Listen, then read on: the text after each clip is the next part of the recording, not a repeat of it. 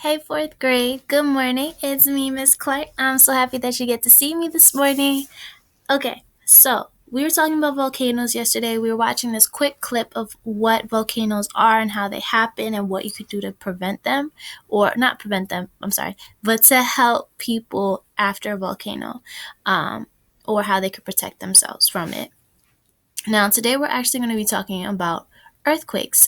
So, both volcanoes and earthquakes are part of natural hazards, which can also be called natural disasters, which are violent events that are outside the control of humans. That means that we have no control over when an earthquake happens or when a volcano happens or any of those others like floods, hurricanes, tornadoes, tsunamis, avalanches, droughts, any of those that happen, or wildfires, any of those that happen, we as humans, as people, we don't have control over. It is a natural thing. It's a thing of nature that actually happens. So we're going to be going into earthquakes today.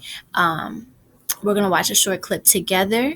We're going to be talking about it. We're actually going to be taking notes while we do it. So right now, I have my notebook out. I have a piece of paper out. You can pause me right now if you need to go get a piece of paper or your notebook. And I have it here labeled like notes from the video. And I actually show you where I got my questions from. Our next slide. And it was pretty much of like, I have what causes earthquakes as my first question. And then from there, I skipped a few lines to give myself some space. Hold on. And then I waited a few lines after. I was like, dangerous for people, question mark. From there, I said, are solutions, question mark, meaning are there any solutions that we have to help protect people? And then I have another couple lines after, some other notes of like some other important things I might think about while I'm watching this video.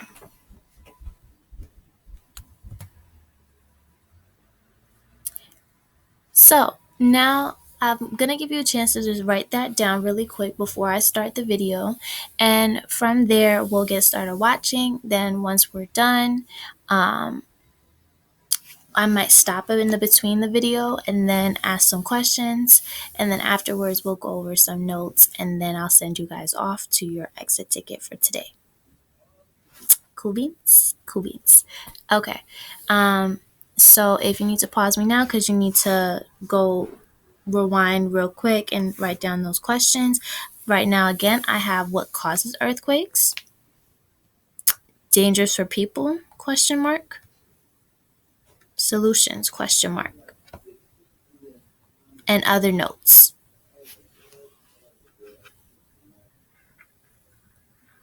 From above, the planet appears eerily still.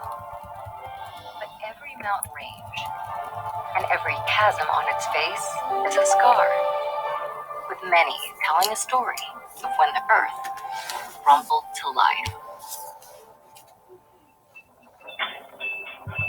Earthquakes occur around the world. They've been recorded on all 7 continents, but most quakes take place in just 3 regions. The Mid-Atlantic Ridge, an underwater line that runs down the Atlantic Ocean, the Alpine Belt, which stretches from the Mediterranean to Southeast Asia, and the Circum-Pacific Belt, which traces along the edges of the Pacific Ocean and is where about 80% of all earthquakes occur. These areas experience the most earthquakes due to what lies beneath the surface. Earthquakes are the result of pressure, specifically pressure caused by extreme stress in the Earth's crust. That stress can be caused by volcanic activity or even man-made activities in certain areas. However, most earthquake-inducing stress is caused by the movement of tectonic plates. Tectonic plates are constantly moving, either against, away, along, or underneath each other. But sometimes their edges may catch and stick. The plates, however, continue to move, or at least attempt to. Energy from this attempted movement builds around the edge's sticking point, creating immense pressure until the edges are forced to let go and the plates slip. This causes a sudden and powerful release of energy, so powerful that it breaks the Earth's crust. This fracturing emits shock waves through the ground and causes intense vibrations, or quakes. In fact, the world's most earthquake-prone regions are where the most geologically active plates meet. Earthquakes, or any seismic activity, are recorded by seismographs. When the ground shakes, seismographs oscillate, drawing a jagged line to reflect this movement. The more extreme the earthquake, the greater the height of the jagged line. These recorded motions are then used to measure the earthquake's strength, or magnitude. While several scales of magnitude exist, the one seismologists prefer is the moment magnitude scale. It has no upper limit, and it measures earthquakes logarithmically. This means that each magnitude on its scale is 10 times greater than the one before it. Unlike the now rarely used Richter scale, the moment magnitude scale can be applied globally and can measure quakes of the highest magnitudes. The largest recorded earthquake occurred near Valdivia, Chile in 1960. Nestled within the Circum-Pacific Belt, the Valdivia earthquake was the most powerful in a series of quakes that struck the region, measuring at a magnitude of about 9.5. In addition to causing devastating tremors on land, the earthquake also generated a deadly tsunami reaching up to 80 feet high. The tsunami raced across the Pacific Ocean, hitting faraway countries like the Philippines and Japan. In fact, data from seismographs show that the shock waves emitted by the Valdivia earthquake continued to shake the entire planet for days. Some earthquake-prone areas have adapted various ways to protect their communities. Buildings and bridges are designed to sway rather than break when an earthquake occurs. The public is educated on how to protect themselves during a seismic event, and government officials enact drills to ensure the protection of their people. Earthquakes can leave behind incredible devastation. But these same forces have also created magnificent features, with each adding character to a planet so unique.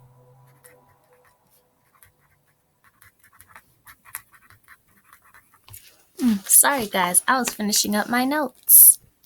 Okay, so I'm actually going to share my notes with you now. Let's go back to where we were working before. So I wrote some notes just about the earthquakes in mine. You may have some more, you may have a little bit less, but now this is the reason why I'm also writing it out for you.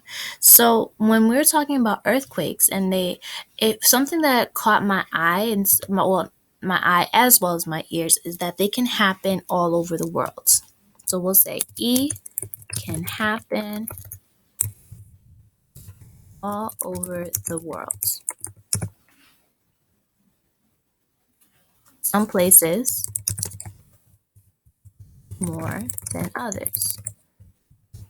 Like, we don't have a ton of earthquakes that happen in New York. It's possible. Anything's possible. However, it's more likely that it would happen in a place. We live on the East Coast. It would happen more on the West Coast, because on the West Coast, California is part of that ring of fire that we were talking about yesterday for the volcanoes. So it's more likely that it would happen over there than it would happen over here, but it is possible. But it can also happen all over the world. And one of the causes of it is that immense amount of pressure causes earthquakes.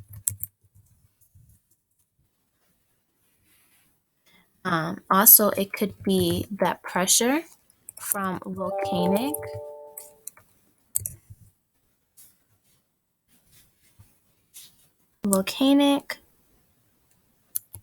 or volcanic activity. They were also talking about the tectonic tectonic plates.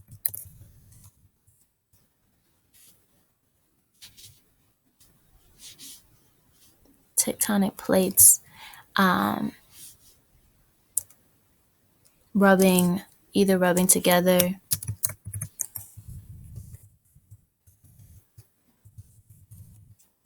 or past each other.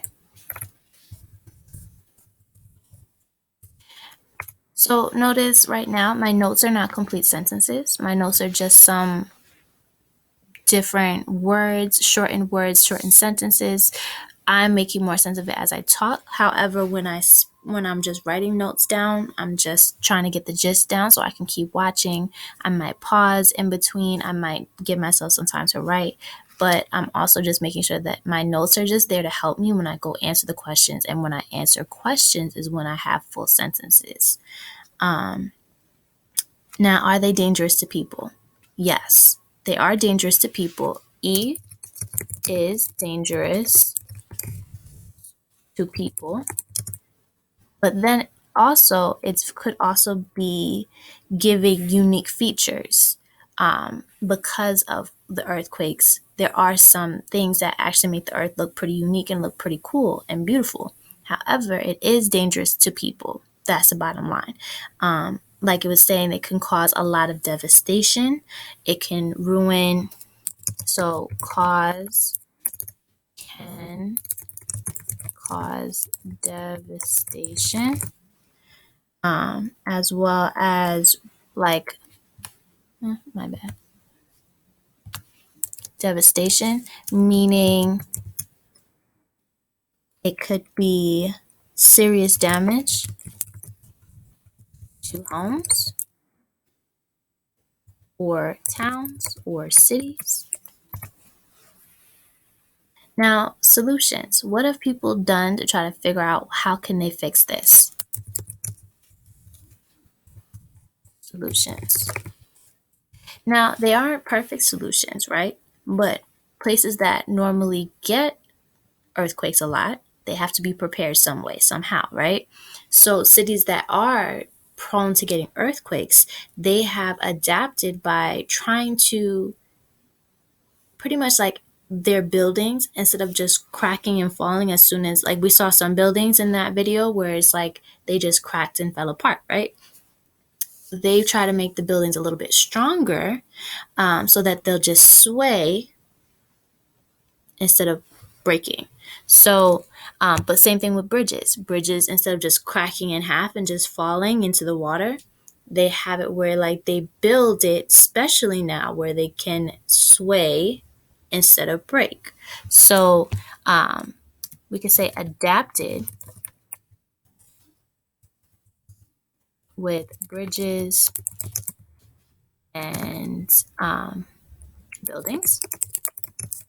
They sway instead of.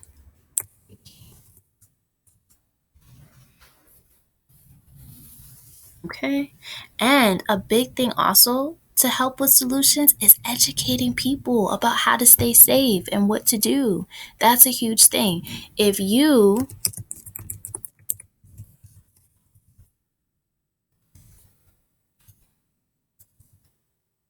if you're educating the people, right? And you are telling them, hey, this is what you can do to stay safe, or this is how we can help our city, or this is how you can help your town, this is how you can help your family stay safe. That's super important, because otherwise, when something happens, people don't know what to do, right? You have to teach people how to take care of themselves and what are the best solutions or the best ways that you can stay safe. And that's very helpful as well. So that was my notes. However, I did have something in the other notes that didn't answer any of the questions, but I thought was super interesting, was about the seismographs. You could be giving me a me too if you also wrote something about that, because that tool that's measuring the intensity of the earthquakes. And just like I've always found seismographs to be pretty cool, and just like I know it just touched upon it a little bit in the video, but just being able to like kind of track it and find like how the intensity of one earthquake and the amount of damage it caused compared to, you know, the intensity of another one, and it didn't cause as much damage. I think that's pretty cool, and pretty cool that they're a tool that they were able to make to, figure this out. So there was something I thought that I found on YouTube that was pretty cool. And it was something like when that solution about the jello, it's pretty much the solution about the jello, the solution about the buildings and the bridges swaying instead, right? So if those buildings are swaying, you want them to like, they're still, once the earthquake's done, they'll come back into regular, like they won't move, they won't be broken, right? They'll be the same. So a way to think about it is like jello, right? Jello is very jiggly, and jello, like, it's jiggly. But now in this video, this family at home, they had jello, and then they had toothpicks and marshmallows, the little tiny marshmallows. You could, I guess, use the big ones, but they might be harder to do. But they had that, and they used the toothpicks and marshmallows to make like a little building. And then they used the jello as like an earthquake to show what could happen. And then when the building falls, they try to rebuild their building, to better, with like, to be able to withhold the damage from the earthquake from the jello. So in this case, the jello is the earthquake, and then we have the buildings, or you can think of a bridge, as having its effect. So we'll watch this short clip just so you can get an idea of something, something that you have more of a tangible. It'll be a little bit something you could possibly do at home if you have those materials. Not necessarily now. If you don't have them, it's okay. Maybe you can try this also at another time. But I just thought it was a cool way to think of how earthquake happens. And another cool fact, not a cool fact, but an interesting fact, is that earthquakes usually only happen for a minute, right? So if you think about it, and you set a timer on your phone, right? Oh, unlocking my phone right now. And you go to your timer, and you put it on there for 1 minute. I'm going to actually click it for 1 minute and be like, after it goes off, I'll be like, that was 1 minute. Usually that's how long earthquakes can happen. They can be very scary.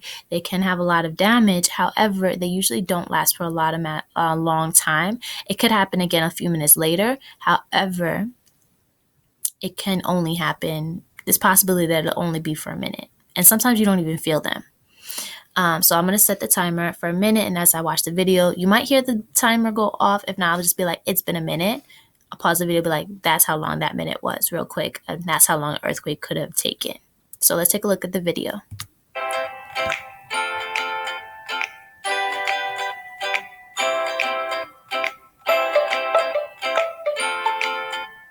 This is just teaching you how to make it.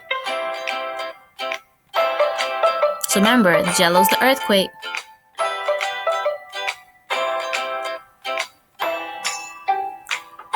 Thinking about, they use those triangles or squares just because that could be a sturdy way of making a building in cases.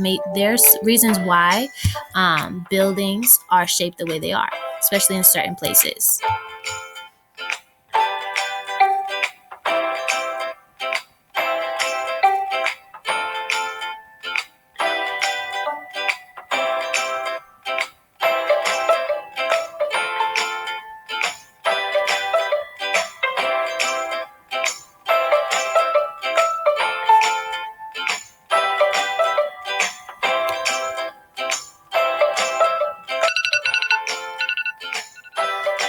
That was a minute, guys.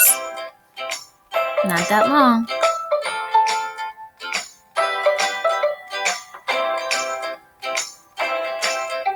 Now they're rebuilding. It didn't have a strong structure.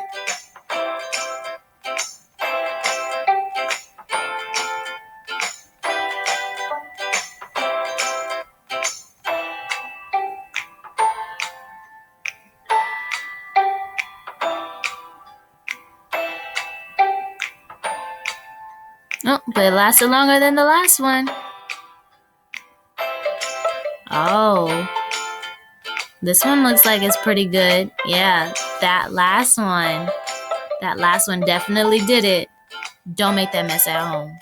Don't make that mess at home. Don't do that. I'm not giving you permission to make the mess with that jello and throw it all over the floor. Miss Clark did not tell you to do that. Mom, Dad, I did not tell them to do that. Okay. But that was pretty much just like a great way of just showing what an earthquake is like and how the importance of like just preparing for it or like adapting to it and having like that strong structure. And if you can do that at home, that's cool. That's a great thing maybe to do over break next week. If not, just watching the video is fine too, and then maybe doing it one day. But now that we've watched this video together, we took notes together, we went over the notes, and now we even saw something like the jello with the toothpicks and marshmallows. We see how earthquake happens. It's just like the shaking and the rumbling of the ground, but it does have some serious effects. It can be very devastating and to people because it could ruin homes, it could ruin towns and cities. But then also remember that it could also leave some really great marks to just the whole town or like just the world.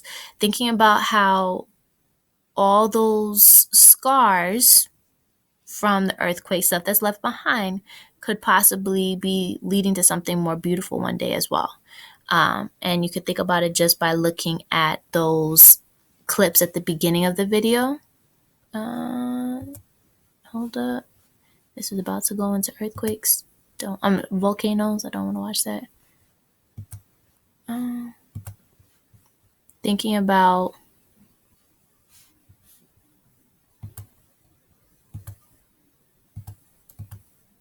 all these beautiful things that could have been brought because of a natural disaster. Yes, again, very dangerous, but also could also be showing bringing some unique features to the earth as well. Okay, guys, so take a look at your exit ticket down below. Use your notes if you need to come back to the video. Of course, come back to the video. Oh, and I know friends are looking for that extra effort. So what you're going to do is write the word jello either in a private comment to me or you can, write on a piece of paper and send it to me. But remember, the word is jello. Jello. Jello. Hey. Okay. And if you watch the whole video, you understand what that word jello means. It's going back to that last YouTube video with the jello and the marshmallows and the toothpicks. But the key word, the magic word of the day is jello. Write it out. That's extra effort credits. Yes, great job coming all the way to the end of the video. Miss you guys. Till next time.